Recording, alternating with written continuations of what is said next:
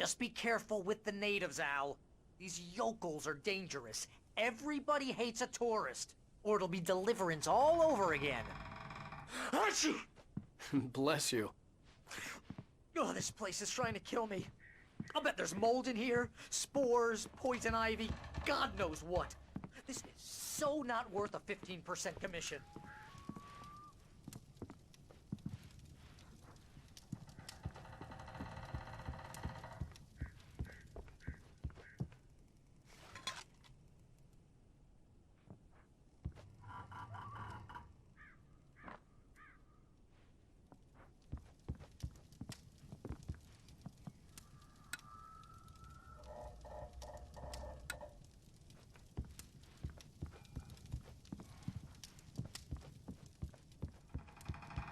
Lock the door when I leave. Yep, you go ahead and do what you have to do. I'll be fine. Alone, but fine. In a cabin straight from a horror movie.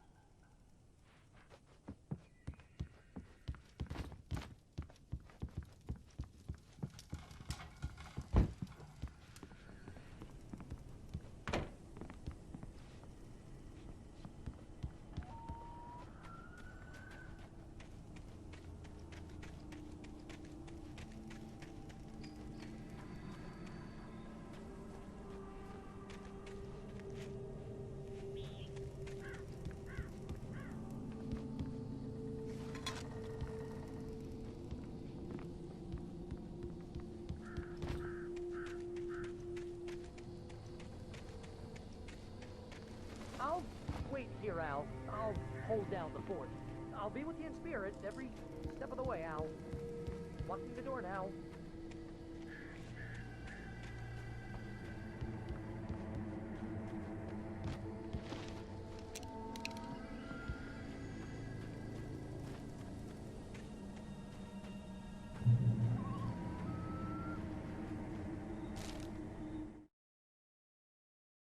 Barry had never gotten along with Alice, but he knew Alan loved her with an almost frightening intensity.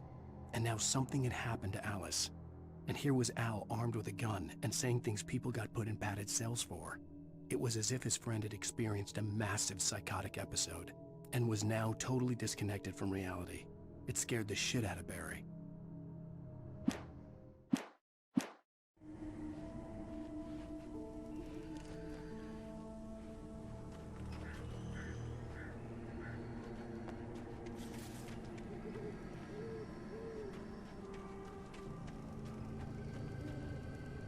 Barry had the keys to the car he rented. It wasn't a long walk to the visitor center, and it wouldn't be any use to me in the forest. I knew I should have gone to the cops. This wasn't the smartest thing I'd ever done, but I was still angry with Barry for trying to talk me out of it. These people had called me right in the sheriff's station. The cops wouldn't scare them, and they had Alice.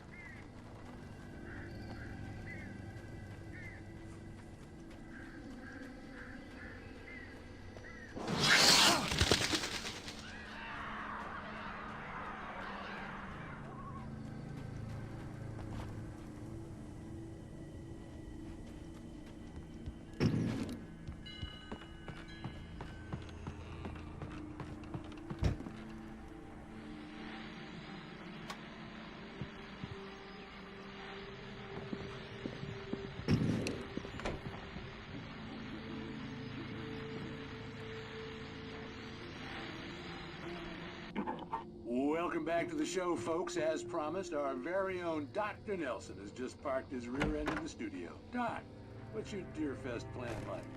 My plan? You make it sound a lot more organized than I ever seem to manage.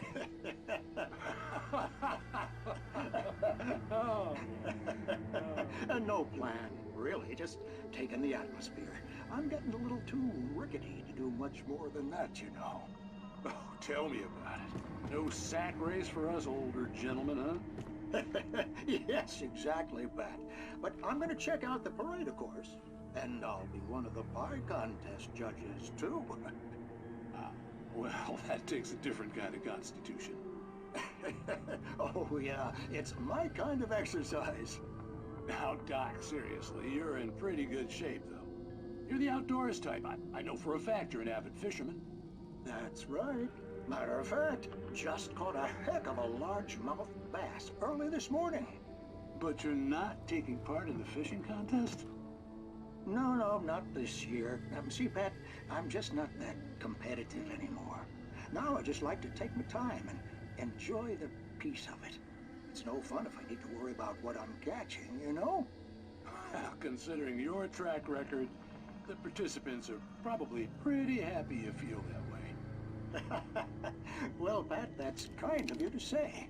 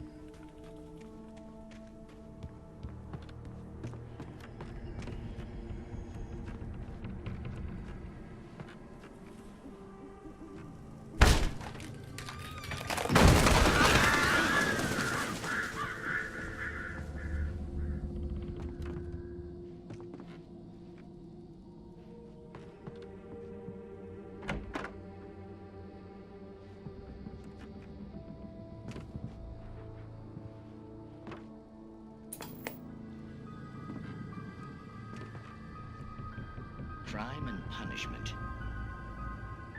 The cancer and cure of civilization.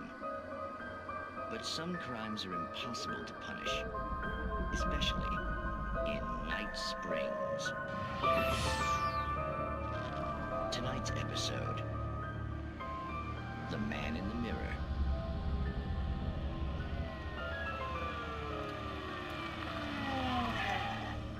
He's inside, Agent. He's a weird one. So, you're confessing to killing that guy, huh? Why? Had it coming?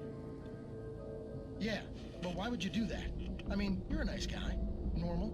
Took a kid to a soccer game. So how come at the game, you pick a guy and, quoting from the arresting officer's report here, assault the victim's head area repeatedly with the weapon of choice being a pair of bare fists? Wow, that sentence really flows, huh? Maybe you're not the literary type. Okay, so you mess him up. But why? Who was that guy? We couldn't ID him. Why would a guy like you do him like that? I didn't like his face? Well, you must have hated it, because you really went to town there. I mean, there's no way to tell what he looked like. No ID on him either. That must be difficult. But then we ran the fingerprints. Got a match. Your prints. Identical. Huh, how about that? Your son said you were wearing a white shirt when you took him to the game. But the white shirt is on the dead guy. It's plenty red now. You won't get away with this. Do you really think that's in any way relevant to me? I had plenty of time to talk to my boy before the cops arrived, you know? He won't stop screaming, am I right? You think he's ever gonna be okay? I left my mark. Believe me. You bastard. What? You gonna shoot me? What's the point? I'm going to prison. You got me. I don't understand any of this. And you never will. Don't worry. Maybe you'll see me again, Agent. Maybe in the mirror.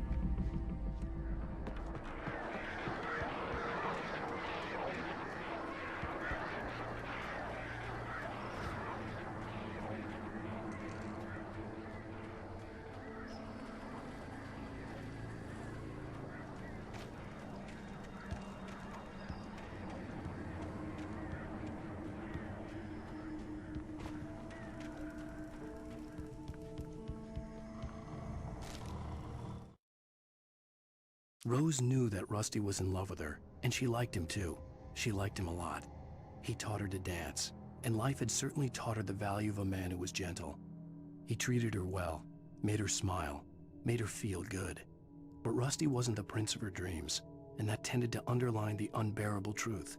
She was no closer to that Hollywood magic than he was.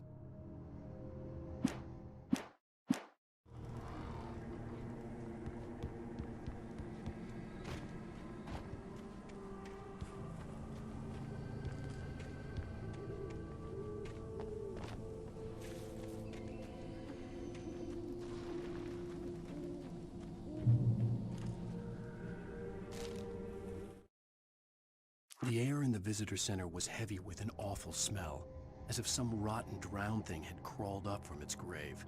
Rusty kept coughing blood. My eyes were drawn to the twisted shape of his broken leg. The attack had been vicious. Max whined in his cage. Rusty's eyes were wild with fear and terror. He gasped. "Mr. Wake, it happened just the way it was on that page."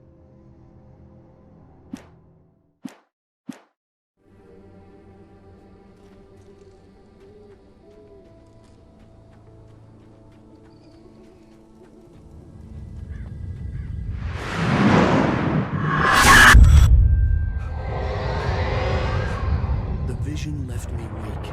This was no head injury. Rusty!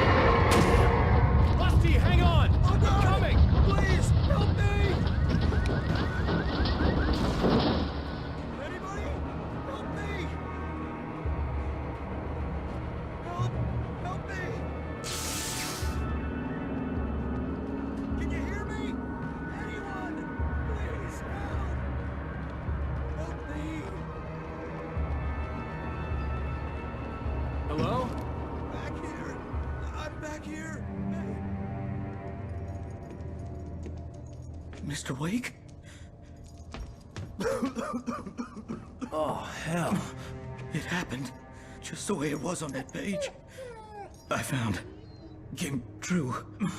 It knew. So dark. It'll come back for me. You must... The lights. In the office. I have the key. Okay, Rusty. Hang on. I'll be right back. Whatever did this couldn't be far. Rusty had found a page from the manuscript. It would help me understand what had happened.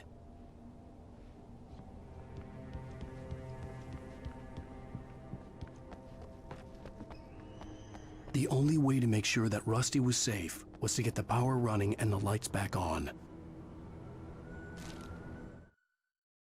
The visitor center was sturdy, but the impact turned the front of the building into splinters. Rusty was thrown across the lobby like a rag doll and hit the far wall hard. It didn't hurt until he tried to move and saw his leg bend the wrong way, felt the broken ribs stabbing him on the inside. Rusty howled in pain and fear, suddenly afraid to die alone.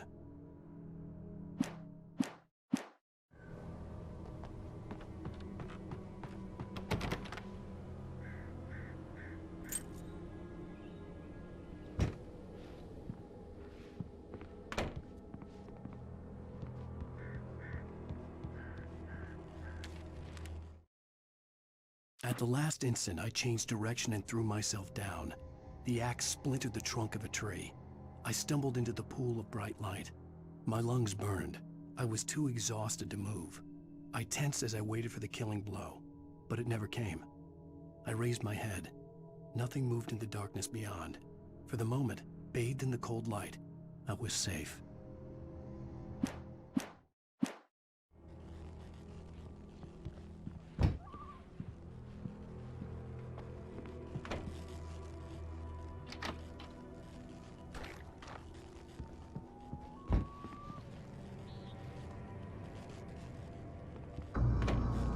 I was too late.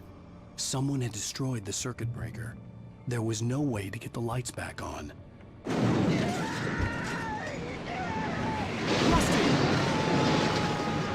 Rusty!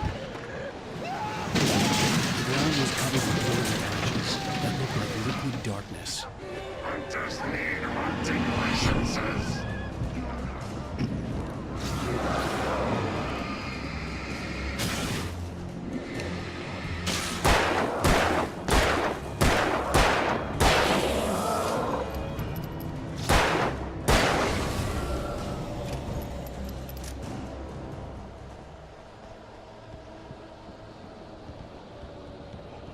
Something had torn a mammoth-sized hole in the wall.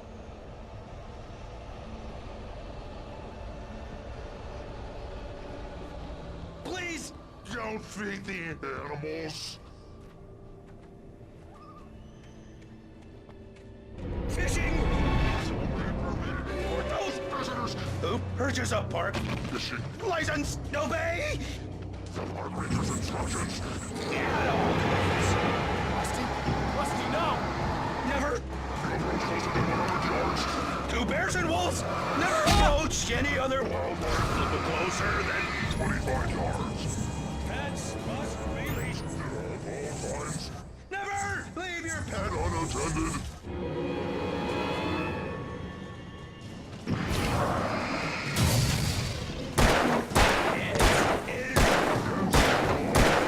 To remove any Natural objects. or historical artifacts from the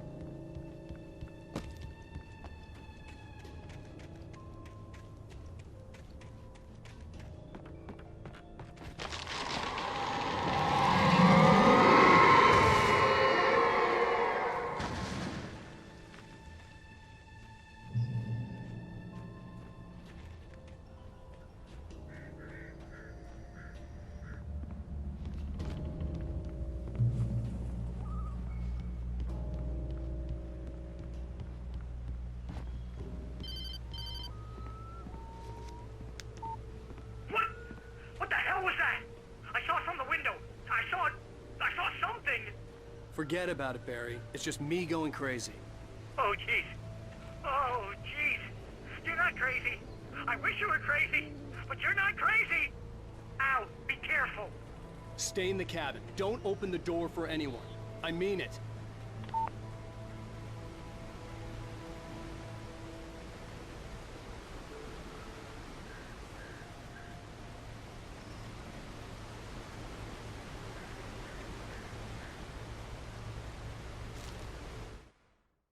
In that last instant of consciousness, Rusty thought about Rose.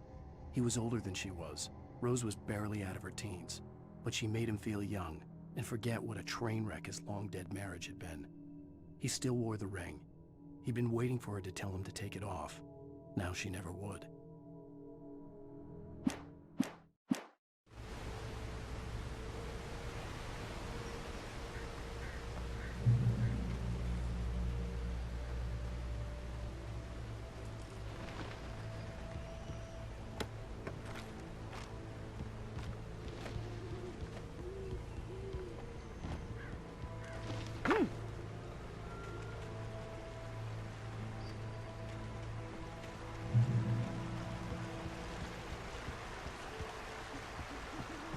Lover's Peak was at the far end of the nature trail.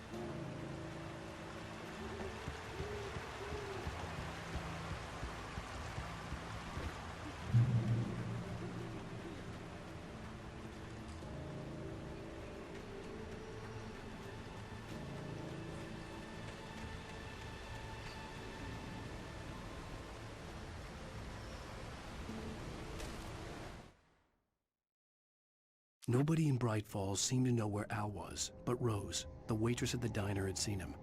From what Barry could tell, Al pretty much fell off the face of the earth when he left the diner. Rose was just the kind of fan that Al hated, but she really tried to help. She was smart too, knew a lot about what was going on in the town, knew a lot about Al, even knew who Barry was. Barry liked her. That was no big surprise. When it came to women, Barry and Al rarely saw eye to eye.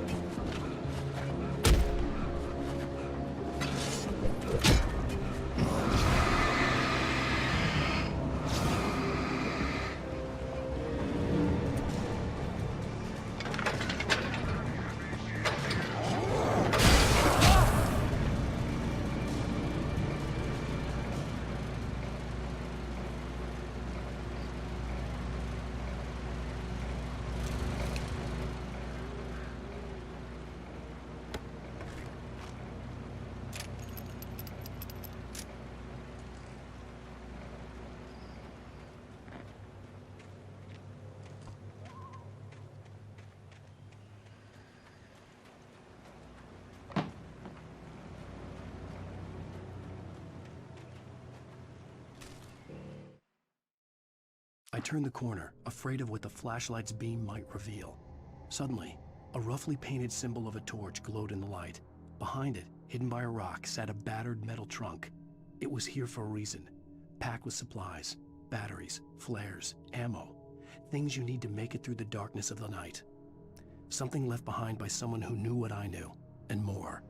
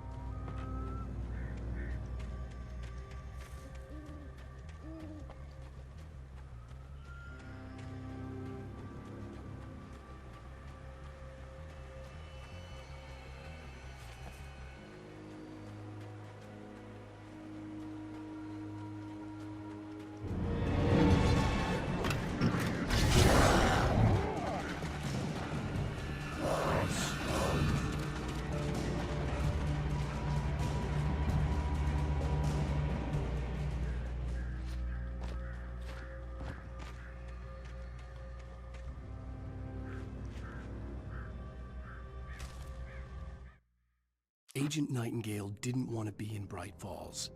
These little communities revolted him, and he didn't like the trees or the coffee. He now knew that impossible horrors lurked behind the storefronts and smiles. He desperately wanted to turn the car around and just drive until he passed out or ran out of road and booze. But he had a job to do.